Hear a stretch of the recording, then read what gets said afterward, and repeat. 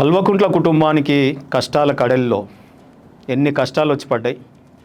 నిన్న వారి తండ్రి కేసీఆర్, వారి మేనబావ హరీష్ రావు గారు కమిషన్ దగ్గరికి, ఈరోజు కేటీఆర్ గారికి ఏసీబీ నోటీసులు.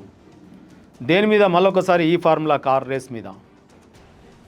ఎస్, అనేక తప్పిదాలు ఈరోజు కనిపిస్తూ ఉన్నాయి. ఈరోజు వారి మాటల్లోనే టైం లేదు, ఎలక్షన్స్ అవుతున్నాయి, అనుమతులు తీసుకోవడానికి చాలా ఇబ్బంది అవుతుంది అని తనకు తానుగా ఒక మంత్రిగా డిసిషన్ తీసుకొని ఇవాళ ప్రజాధనాన్ని కోట్లాది రూపాయలు ఒక ఫారెన్ కంపెనీకి దారాదత్తం చేయడం జరిగింది అని తను కూడా అడ్మిట్ చేస్తూ ఉన్నాడు పబ్లిక్లో. Really it is very shame. చదువుకున్న వాళ్ళకు కూడా చట్టాలు తెలియదా? హెచ్ఎండిఏ డబ్బులకి హెచ్ఎండిఏ ఎవరు చెప్పని విషయం ఒకటి చెప్తా ఉన్నాను.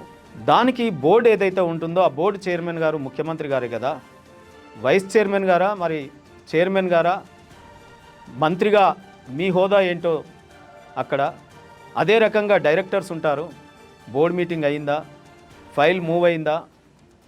ఏ రకమైన నిర్ణయం తీసుకోకుండా హెచ్ఎండిఏలో ఈరోజు కార్ల రేసు కూరమా హెచ్ఎండిఏ ఈ నగర నిర్మాణం కోసం ఆధునికమైనటువంటి అనేక వసతులతో లేటెస్ట్ యుగంలో నిర్మించాల్సినటువంటి లేఅవుట్లు కానీ లేదా కన్స్ట్రక్షన్స్ కానీ ఏ రకంగా ఉండాలి, నగర నిర్మాణం ఏ రకంగా ఉండాలి, పౌరుల సదుపాయాలు ఏ రకంగా ఉండాలని తీర్చిదిద్దడానికి వచ్చినటువంటి సంస్థని ఇవాళ రియల్ ఎస్టేట్ సంస్థగా, రియల్ ఎస్టేట్ బ్రోకర్గా, ఇవాళ అనేక ప్రభుత్వ భూముల్ని అమ్మడానికి లేఅవుట్లు చేసి ఆ యొక్క రియల్ ఎస్టేట్ వ్యాపార సంస్థలాగా దాన్ని మార్చేయడం ఒకవైపు అయితే, ఈరోజు ప్రభుత్వ ధనాన్ని ఇవాళ అప్పనంగా విదేశీ సంస్థకు అప్పచెప్పడానికి ఈ రేసులు అవసరం. మనకి కార్ల రేసులు, ఆ కార్ల రేసుల కోసం ఏదైతే రోడ్లు వేసినావో అవి ఈరోజు ఉన్నాయా? ఈ వర్షాలకు ఉన్నాయా? ఆ కార్ల రేసుల మీద మన పిల్లలు, తెలంగాణ పౌరులు ఎవరైనా ఆ ఆటకు ఇన్ఫ్లుయెన్స్ అయ్యి ఆడుతున్నారా? అది మనకు అవసరమైన ఆటనేనా? కేటీఆర్ గారు మీరు పెట్టినటువంటి ఖర్చు ఇవాళ ప్రజలకు ఉపయోగపడాలి కదా.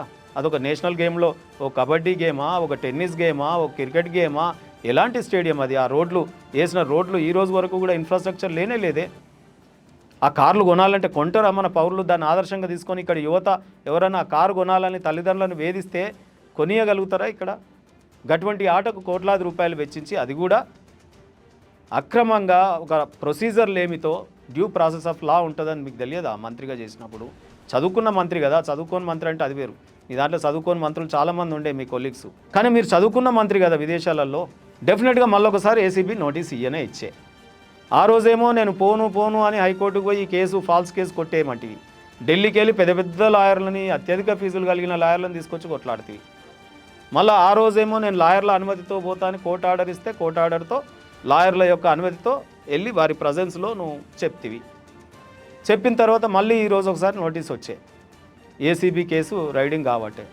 నువ్వేమో ఏసీబీ వాళ్ళేమో నోటీసులు ఇవ్వబట్టే, నువ్వేమో రేవంత్ రెడ్డిని నా ఎంటుక కూడా బీకలేవనేమో నువ్వు చెప్పబడుతుంది. మరి నీ ఎంటుకలు దేనికి ఫోరెన్సిక్ డిపార్ట్మెంట్ పంపాలి? ఆయన రేవంత్ రెడ్డి గారు అడిగినప్పుడేమో మీరు ఇవ్వకపోతుంది, ఇప్పుడేమో మా నాయన ఎంటుక కూడా వీకలేవని అంటావు. ఈ ఎంటుకల గోలేందో, ఈ ఏసీబీ మరి కేసుల నోటీసుల గోలేందో ఈ రాష్ట్రంలో. తండ్రి ఒకవైపు, కొడుకు ఒకవైపు, కూతురు ఒకవైపు, మేనల్లుడు ఒకవైపు.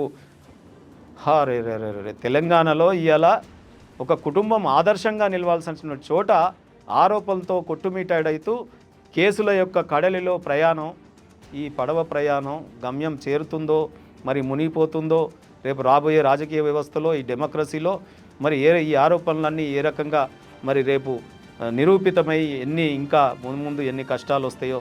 మరి అందుకే పరిపాలించేటప్పుడు కొద్దిగా జాగ్రత్తగా, ప్రజల సొమ్ముతో మేము పరిపాలిస్తున్నాం, ప్రజల జీతాలు తీసుకుంటున్నాం, ధర్మబద్ధంగా పరిపాలించాలి. ఈ ప్రజలు అనేక శ్రమకు ఓడ్చి కష్టపడి ట్యాక్సులు కడతారు. ఆ ట్యాక్స్ పేడ్ మనీని జాగ్రత్తగా యూటిలైజ్ చేయాలనేది తెలియదా? ఇంకా అనేక అంశాలు ఉన్నాయి. నేను మళ్ళీ నెక్స్ట్ వీడియోలో మీ ముందుకు తీసుకొచ్చే ప్రయత్నం చేస్తాను.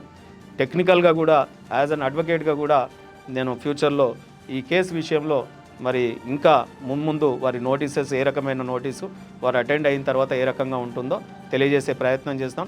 చూస్తూనే ఉండండి, సబ్స్క్రైబ్ చేయండి.